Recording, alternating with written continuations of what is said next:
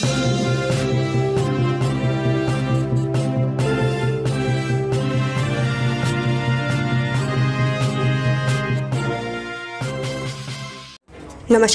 आपका UK24 news channel में स्वागत है। मौसम समाचार। प्रदेश में खुशनुमा रहेगा मौसम, पहाड़ी जिलों में बारिश की संभावना। प्रदेश में आज मौसम का मिजाज बदला बदला रहेगा। मौसम विज्ञान केंद्र देहरादून के पूर्वानुमान के मुताबिक आज प्रदेश के पहाड़ी क्षेत्रों के कुछ स्थानों और मैदानी इलाकों में कहीं बारिश की संभावना। मौसम विज्ञान केंद्र देहरादून के मुताबिक आज रुद्रप्रयाग, चमोली, बागेश्वर, पिथौरागढ़ जनपदों में कहीं बारिश हो सकती है। वहीं दूसरी तरफ राज्य के मैदानी क्षेत्रों में मौसम शुष्क बना रहेगा। इसके साथ ही आज देहरादून में आंशिक रूप से बादल छाए रहने के साथ ही मौसम शुष्क बना रहेगा। कुछ स्थानों में बारिश हो सकती है। आज प्रदेश में अधिकतम तापमान 37 डिग्री सेल्सियस और न्यूनतम तापमान 26 डिग्री सेल्सियस रहेगा। अब बात करते हैं डीजल पेट्रोल के दामों की। प्रदेश में ये है आज पेट्रोल और डीजल के दाम। राजधानी देहरादून में आज पेट्रोल के दामों में 27 पैसे की बढ़ोतरी दर्ज की गई है। वहीं डीजल के दामों में 28 पैसे की बढ़ोतरी हुई है। इसी के साथ देहरादून में आज पेट्रोल के दाम है 95 रुपए 71 पैसे, वहीं डीजल के दाम है 89 रुपए 85 पैसे। हरिद्वार की बात करें तो आज पेट्रोल के दाम है 95 रुपए 4 पैसे, वहीं डीजल के दाम है 89 रुपए 13 पैसे। हल्द्वानी की बात करें तो आज पेट्रोल के दाम है 95 रुपए 13 पैसे, वहीं डीजल के दाम है 89 रुपए 25 पैसे। जानिए आज देश और प्रदेश में क्या कुछ रहेगा खास। केंद्रीय मंत्री परिषद की बैठक। आज प्रधानमंत्री नरेंद्र मोदी केंद्रीय मंत्री परिषद की बैठक की अध्यक्षता करेंगे। बैठक में कोविड-19 संबंधी हालात पर चर्चा होने की संभावना है। कुछ मंत्रालयों के कामकाज की समीक्षा भी की जा सकती है। आज शाम डिजिटल तरीके से बैठक होगी। सीए अभ्यर्थियों के लिए अतिरिक्त प्रयास पर सुनवाई। सुप्रीम कोर्ट ने institute of chartered accountants of India के सीए परीक्षा आयोजित करने के संबंध में उठाए जाने वाले विभिन्न कदमों पर आज एक नोट जमा करने का निर्देश दिया है, ताकि अदालत उचित निर्देश पारित कर सके और मामले का निपटारा कर सके। सीएम तीरथ का दिल्ली दौरा। सीएम तीरथ सिंह रावत हाईकमान के आदेश पर आज दिल्ली के लिए रवाना होंगे। राजनीतिक गलियारों में चर्चा है कि सीएम तीरथ से उनके उपचुनाव लड़ने और उत्तराखंड विधानसभा चुनाव को लेकर हाईकमान चर्चा कर सकते हैं। विभागीय कर्मियों के लिए वर्चुअल प्रशिक्षण शिविर। पंचायती राज विभाग के कर्मचारियों के लिए वर्चुअल प्रशिक्षण शिविर पंचायती राज निदेशालय से संचालित होगा। इसमें सभी फील्ड कर्मचारी, ग्राम पंचायत विकास अधिकारी, ग्राम विकास अधिकारी, सहायक विकास अधिकारी, खंड विकास अधिकारी, जिला पंचायत राज अधिकारी, अपर मुख्य अधिकारी, कार्य अधिकारी व अभियंता शामिल होंगे। पूर्व मुख्यमंत्री का कार्यक्रम। पूर्व सीएम त्रिवेंद्र सिंह रावत आज राजकीय इंटर कॉलेज कोटद्वार में आयोजित शिविर में भाग लेने पहुंचेंगे। हरिद्वार के लाल तप्पड़ में अल्पसंख्यक कल्याण विभाग द्वारा नवनिर्मित टिन शेड के लोकार्पण कार्यक्रम में हिस्सा लेंगे। इसके बाद कुकड़वाला देहरादून में अल्पसंख्यक कल्याण विभाग द्वारा नवनिर्मित बारात घर का लोकार्पण करेंगे। शाम 7 बजे तक खुलेंगे बाजार। सभी व्यापारिक प्रतिष्ठान आज सुबह 8 बजे से शाम 7 बजे तक खुले रहेंगे, लेकिन समस्त cinema hall, shopping mall, swimming pool, मनोरंजक पार्क, थिएटर आदि अग्रिम आदेश तक बंद रहेंगे। पुस्तकालय घोटाला मामले में सुनवाई। हरिद्वार में हुए 16 पुस्तकालय घोटाले के मामले पर आज नैनीताल हाईकोर्ट के मुख्य न्यायाधीश की खंडपीठ में सुनवाई होगी। याचिकाकर्ता सच्चिदानंद डबराल ने कैबिनेट मंत्री मदन कौशिक, तत्कालीन डीएम, मुख्य विकास अधिकारी समेत कई अधिकारियों को पक्षकार बनाया है। पिछली सुनवाई में कोर्ट ने सभी को नोटिस जारी किए थे। नशे के खिलाफ ज्ञापन। हरिद्वार में श्री परशुराम अखाड़ा हरिद्वार में बढ़ते नशे के कारोबार को लेकर सिटी मजिस्ट्रेट को ज्ञापन सौंपेगा। पिथौरागढ़ डीएम की बैठक। कोरोना की तीसरी लहर के इंतजामों को लेकर पिथौरागढ़ जिलाधिकारी आनंद स्वरूप अधिकारियों की बैठक लेंगे। हावड़ा काठगोदाम ट्रेन का संचालन शुरू। कोरोना कर्फ्यू के दौरान उत्तराखंड के लिए निरस्त हुई ट्रेनों का संचालन 25 जून से शुरू हो गया है। इसी कड़ी में ट्रेन नंबर 03019 हावड़ा काठगोदाम दैनिक स्पेशल आज से शुरू हो रही है। किसान सम्मान निधि योजना में रजिस्ट्रेशन। मोदी सरकार की तरफ से छोटे किसानों के लिए शुरू की गई पीएम किसान सम्मान निधि योजना में रजिस्ट्रेशन करवाने की अंतिम तारीख आज है। पीएम किसान सम्मान निधि योजना लाभार्थी 8वीं किश्त के लिए बेनिफिशियरी लिस्ट में अपना नाम pmkisan.gov.in पोर्टल पर चेक कर सकते हैं। धौलीगंगा घाटी में नई पावर प्रोजेक्ट के लिए तैयार THDC सरकार से किया आग्रह। प्रदेश में हाइड्रो पावर प्रोजेक्ट योजनाओं को गति दी जा रही है और कंपनी की कई योजनाएं गतिमान है। इस संदर्भ में कंपनी के प्रबंधक निदेशक ने भावी योजनाओं की जानकारी साझा की है। साथ ही कंपनी की राज्य में विद्युत उत्पादन बढ़ाने के लिए नए पावर प्रोजेक्ट निर्माण की योजना है। Black fungus tracker. Black fungus से अब तक 95 मरीजों की मौत, संक्रमितों की संख्या हुई 495।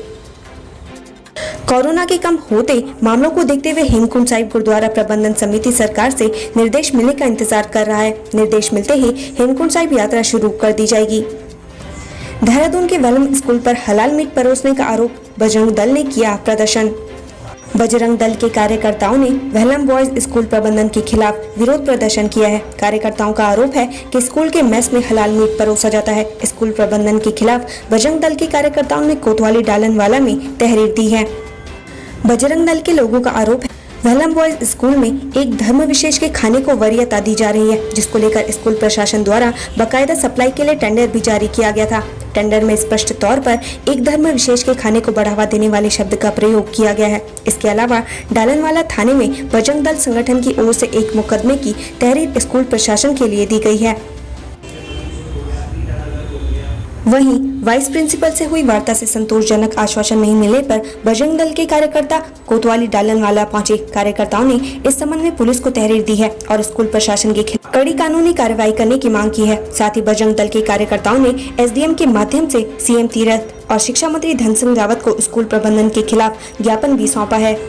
धर्मांतरण पर सख्त नजर आए अकाल तख्त साहिब अमृतसर के जत्थेदार। काशीपुर पहुंचे अकाल तख्त साहिब अमृतसर के जत्थेदार ज्ञानी हरप्रीत सिंह ने कहा, अपनी धार्मिक भावना जबरन किसी पर थोपना बहुत ही निंदनीय और कायरता है। इससे समाज को नुकसान हो रहा है। पूर्व एमएलए हाजी तस्लीम के बेटे को पुलिस से गुंडागर्दी पड़ी भारी, भेजा गया जेल। पूर्व विधायक हाजी तस्लीम के बेटे महमूद को पुलिस पर रौब दिखाना भारी पड़ गया। लक्सर पुलिस ने न केवल पूर्व विधायक हाजी तस्लीम के बेटे को सबक सिखाया, बल्कि उसे जेल की हवा भी खिला दी। चोरी के शक में युवक की पीट कर हत्या। ट्रैक्टर ट्रॉली का हुक चुराने के शक में एक युवक को उसके गांव के ही कुछ लोगों ने बुरी तरीके से पीटने के बाद खेत में फेंक दिया। गंभीर घायल युवक ने कुछ देर बाद ही दम तोड़ दिया। घटना से गांव में खलबली है। पुलिस ने आरोपियों की गिरफ्तारी के लिए दबिश देना शुरू कर दिया है। पटवारी भर्ती नियमों के कारण कोर्ट जाने की तैयारी। हाल में सरकार ने पटवारी और लेखपालों की भर्ती निकाली है, मगर इसमें कद और आरक्षण के बिंदु पर विवाद गहराने लगा है। अभ्यर्थियों का आरोप है कि पर्वतीय इलाकों के तय मानकों से अधिक ऊंचाई मांगी जा रही है। SC/ST में आरक्षण की स्थिति पर भी इनसे जुड़े संगठनों ने सवाल उठाए हैं। पूर्व मुख्यमंत्री हरीश रावत भी पटवारी लेखपाल भर्ती की दिक्कतों को लेकर विरोध जता चुके हैं। ऐसे में काफी हद तक संभव है कि इस परीक्षा का मामला भी हाईकोर्ट पहुँचेगा। ऐसे में चुनाव से पहले भर्ती परीक्षा कराने की सरकार की मंशा को झटका लग सकता है। शिक्षकों की चयन प्रक्रिया शुरू करने की मांग।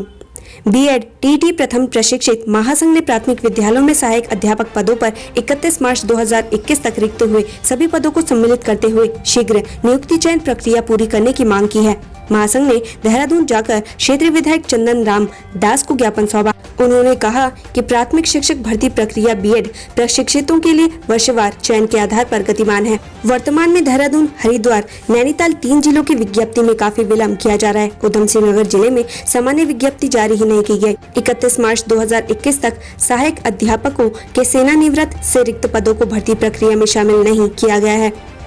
बैकलॉग के पद भरने की मांग उठाई। People's party of India democratic ने सरकार से आरक्षित वर्ग में बैकलॉग को भरने के लिए विशेष अभियान चलाने की मांग की है। इस दौरान कार्यकर्ताओं ने मांग पूरी होने तक आंदोलन जारी रखने की चेतावनी दी। मंगलवार को पार्टी से जुड़े कार्यकर्ताओं ने चौगान पाटा में धरना दिया। अभिभावक बोले, हम सुरक्षित नहीं हैं तो बच्चों को क्यों भेजें। उत्तराखंड में शिक्षा विभाग भले ही 15 जुलाई से स्कूल खोलने की तैयारी कर रहा हो, लेकिन अभिभावक इसके विरोध में उतर रहे हैं। उनका साफ कहना है कि अभी तो हमें ही टीके नहीं लग पाए हैं। जब हम ही सुरक्षित नहीं तो वह अपने बच्चों की जान कैसे खतरे में डाल सकते हैं। उन्होंने कहा कि निजी स्कूलों के हितों की बजाय शिक्षा विभाग अभिभावक और बच्चों के हित की सोचे। पर्यटन कारोबारी आर्थिक मदद के लिए ऑनलाइन करे आवेदन। देहरादून जिले के पर्यटन कारोबारियों को अब आर्थिक मदद के लिए इंतजार नहीं करना पड़ेगा। पर्यटन विभाग में पंजीकृत सभी कारोबारियों को विभागीय वेबसाइट पर 1 सप्ताह के भीतर विवरण भरना होगा। इस साइट पर भरना होगा ब्यौरा uttarakhand tourism.gov.in/travel/login.php लिंक पर जाकर एडिशनल और कर्मचारियों को डिटेल भरनी होगी। ट्रैवल ट्रेड रजिस्ट्रेशन लैब में अपने यूजर नेम और पासवर्ड का उपयोग करते हुए डिटेल भरनी होगी। इसके बाद डीबीटी के माध्यम से कारोबारियों को मदद भेजी जाएगी। दून जू का दीदार आज से कर सकेंगे। लंबे समय से किसी अच्छी जगह घूमने का इंतजार कर रहे हैं तो आपके लिए अच्छी खबर है। बुधवार से देहरादून जू और झाझा स्थित आनंद वन पर्यटकों के लिए खोल दिए जाएंगे। हालांकि अभी यहाँ पर्यटकों की सीमित संख्या और मास्क की अनिवार्यता रहेगी। मंगलवार को चीफ वाइल्ड लाइफ वार्डन ने कोविड नियमों के तहत इन्हें खोलने का आदेश जारी किया है। मोदी फूकेंगे उत्तराखंड विस चुनाव का बिगुल। प्रधानमंत्री नरेंद्र मोदी उत्तराखंड में मिशन 2022 का बिगुल फूकेंगे। उत्तराखंड में प्रधानमंत्री नरेंद्र मोदी की रैली नवंबर में प्रस्तावित है। इसके स्थान और तारीख अलग से घोषित किए जाएंगे। फैसला, चारधाम यात्रा स्थगित, सरकार सुप्रीम कोर्ट जाएगी। हाई कोर्ट के आदेश के बावजूद राज्य सरकार ने 1 जुलाई से चारधाम यात्रा शुरू करने का दावा किया है, लेकिन 10 घंटे के भीतर ही वह बैकफुट पर आ गई। अब सरकार ने यात्रा स्थगित कर दी है, लेकिन कहा कि सरकार कोर्ट के फैसले के खिलाफ सुप्रीम कोर्ट में SLP दायर करेगी। 15 अगस्त तक 1218 फॉरेस्ट गार्ड को मिल जाएगी तैनाती। वन विभाग में 1218 नए फॉरेस्ट गार्ड जल्द शामिल हो जाएंगे। लिखित परीक्षा होने के बाद अब जुलाई में उक्त पदों के लिए शारीरिक दक्षता परीक्षा संपन्न करा दी जाएगी। चयनित अभ्यर्थियों को 15 अगस्त तक तैनाती मिल जाएगी। यूपी के रूट बंद होने से रोडवेज स्टाफ को रोज हजारों का घाटा। उत्तर प्रदेश की सीमाओं पर प्रवेश की पाबंदी न हटने का खामियाजा उत्तराखंड परिवहन निगम में विशेष श्रेणी के तहत काम करने वाले 2900 चालक परिचालकों को भुगतना पड़ रहा है। यह बीते कोरोना काल की तरह इस बार भी न्यूनतम वेतन लागू किया जाता है तो प्रत्येक विशेष श्रेणी चालक परिचालक को 30 से 50% तनख्वाह का नुकसान होगा। इससे कर्मचारियों को दिक्कतें बढ़ेंगी। ऊपर से अब तक निगम प्रबंधन द्वारा वेतन निर्धारण न किए जाने से मुश्किलें और भी बढ़ गई हैं। संक्रमित हो चुके लोगों के लिए एक ही खुराक काफी। जिन लोगों को कोरोना संक्रमण हो चुका है उन्हें टीका लगाना चाहिए या नहीं, अगर लगना है तो डोज कितनी होनी चाहिए, इन सवालों को लेकर वैज्ञानिक समुदाय में काफी दिनों से बहस चल रही है। अब इस दिशा में आम सहमति बनती दिख रही है कि संक्रमित हो चुके लोगों के लिए टीके की एक खुराक ही काफी है।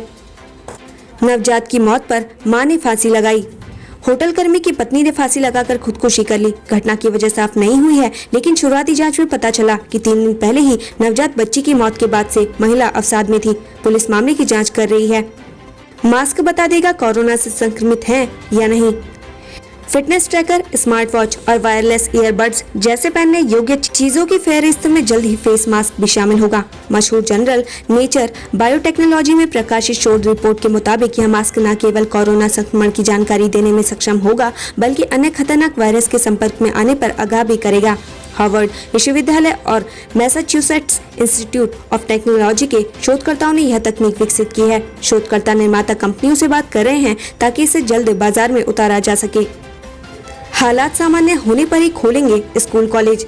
भाजपा के चिंतन शिविर के दौरान कोरोना काल में लोगों की मदद, संक्रमण रोकने के लिए व्यवस्थाएं, स्वास्थ्य सुविधाएं आदि पर चर्चा की गई। सीएम तीरथ सिंह रावत ने कहा कि हालात सामान्य होने पर ही स्कूल और कॉलेज खोले जाएंगे। उन्होंने कहा कि सरकार को विद्यार्थियों के स्वास्थ्य की चिंता है। फिलहाल तीसरी लहर से निपटने के लिए सरकार तैयारियां चाक चौबंद कर रही है। नई कोविड अस्पताल बनाए जा रहे हैं।